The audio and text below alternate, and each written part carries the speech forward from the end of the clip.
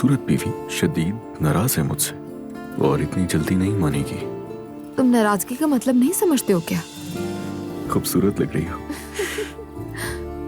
उनके पुराने शौहर नई मंगेतर से मिलकर बातें कर रहे हैं, बस इसीलिए पूछ रही हूँ मैं। मेरी मॉम जो भी कर रही है वो हमारे लिए कर रही है। अगर उन्हें मिलना पड़ा तो वो मिलेंगी। तो वैसे वो नहीं चाहती। मैंने ऐसा कुछ नहीं कहा नायला भाभी।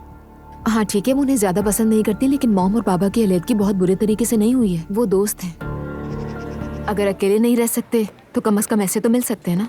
जरूर मेरी जान, अगर तुम ऐसा ही चाहती हो तो जब चाहो हम ऐसे मिल लेंगे। क्या मतलब क्या है? ये मैं तुमसे पूछ रही हूँ। तुमने उस औरत से मोहब्बत की बातें की, तोहफे तोहफ भिजवाए और ये भी लिखा कि तुम उसे याद करते हो। घटिया। दुआ ऐसे नहीं कहते। लेकिन नहीं तो यार दुआ, तुम्हें क्या पता सच क्या है? शर्म आनी चाहिए तुम्हें। शाबाश डियर, मेरी सपोर्ट आपके साथ है। शाबाश। तुम क्या कहाँ कर जा रही रही हो? हो?